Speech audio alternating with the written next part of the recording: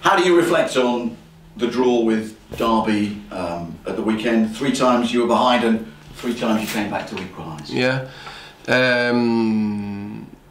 I think in many ways it was a good performance. We showed a lot of character in the team, coming back 3 times from being 1 down. Played some beautiful, fluid, attacking football going forward. Created goals and a lot of chances. I'm very pleased with the high pressing as well, energy in the team.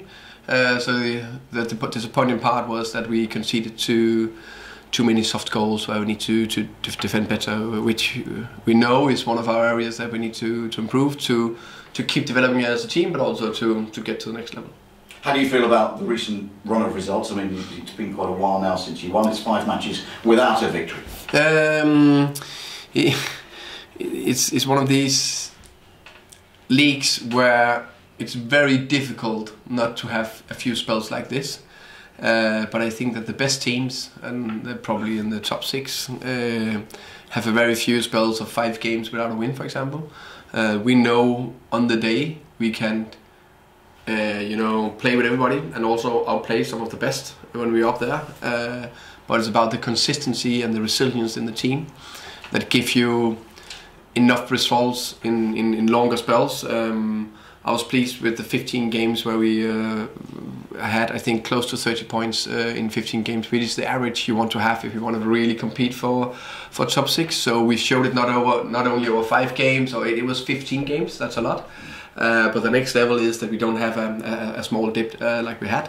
But the performance, we also always need to look at performance, because football is a marginal game, and the performance in the 5 games was not that bad. Some of them are actually quite good. 14th on the table at the moment, 51 points I think.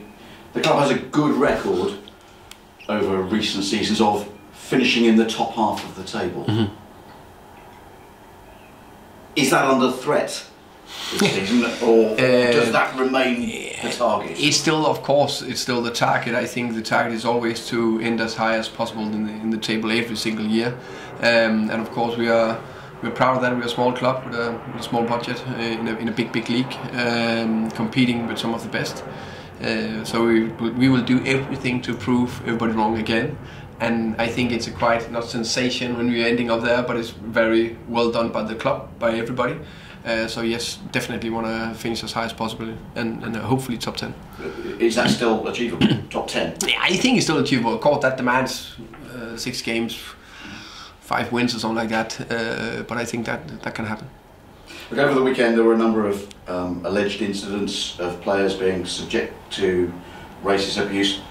Some on the pitch, some in social media, some of it in a city centre when players went out for a walk before their match. How concerning is it? I would say we had a big evening Thursday night with Brentford Football Club. It was a big target about racism and discrimination, and it's a big area for us to do everything we can do in our local community, and through the club, how can we help everybody else to get more educated, better understanding of we want a broader and a bigger diversity in the world, and everything we can do to help that, we would love to help that. How big a problem, how big an issue is it, do you think, in football in general? I think it's not only in football. I think it's with everything in football. We think the football world is so big, but football is only a minor part of the real world. It's like a unreal world, the football world, but it's because it's so published.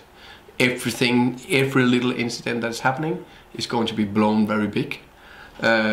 This particular area is a very, very important area that we need to do something about. I would say not only in football, but in general worldwide. I think it's about educating people to know more about each other and different cultures. But in the focus is on football very much at the moment because of what is happening. Does football have to do more? But I would say that's the good part, because that makes it that issue that where we can try and hopefully help and do more and educate people more, make sure people are more aware about racism, discrimination, So we just need to take advantage of that. That we don't want that, but we need to see what can we help, what can we do as a club, as a federation, as UEFA, because they can make big statements, I think. Is the onus on the football authorities? What, sorry? Is the onus on the football authorities, the FA, the Premier League, the EFL, UEFA, FIFA even perhaps? Yeah, I think all of us, all of them need to try to add to that and help. I think we need to see it as an opportunity to make the world a better place. And you talk about something. Was that last Thursday or was that this Thursday that the club is doing? Last Thursday. And in general, just, you know, how much does the club do? I would say massively.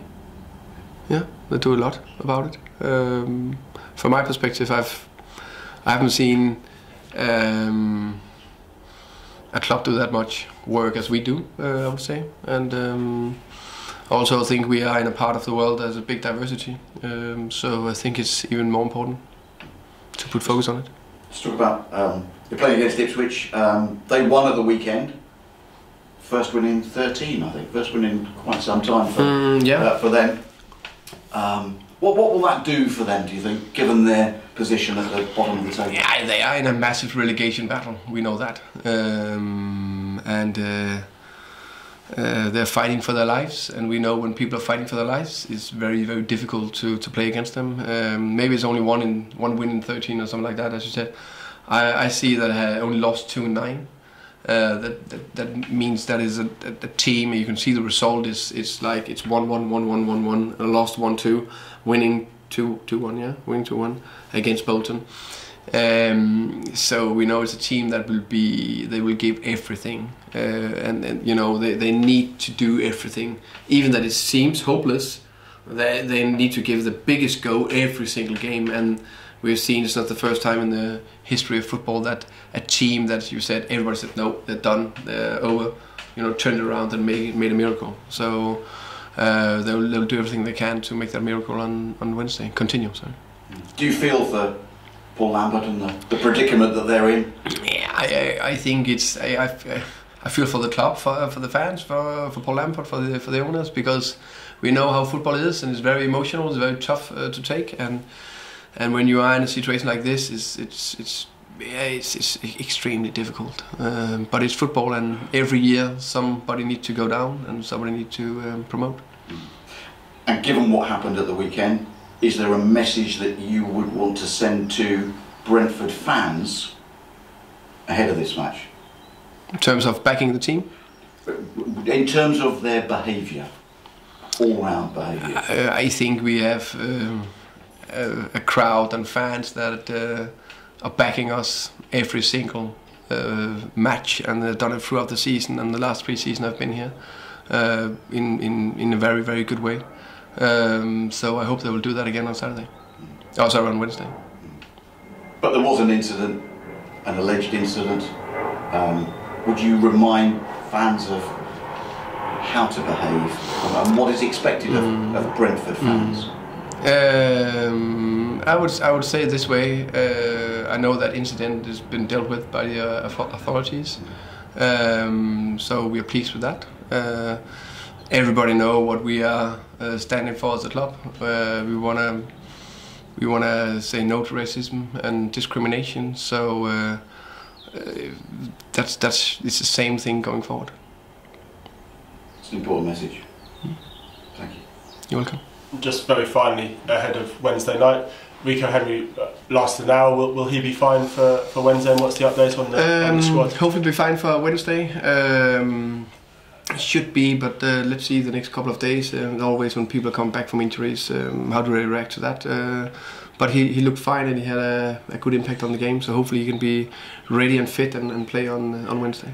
And in terms of the players who've been missing recently, Daniel Bentley, Johan, will Wednesday come too soon for them? Yeah, Wednesday too soon for both Daniel Bentley and Johan Barbaes, definitely.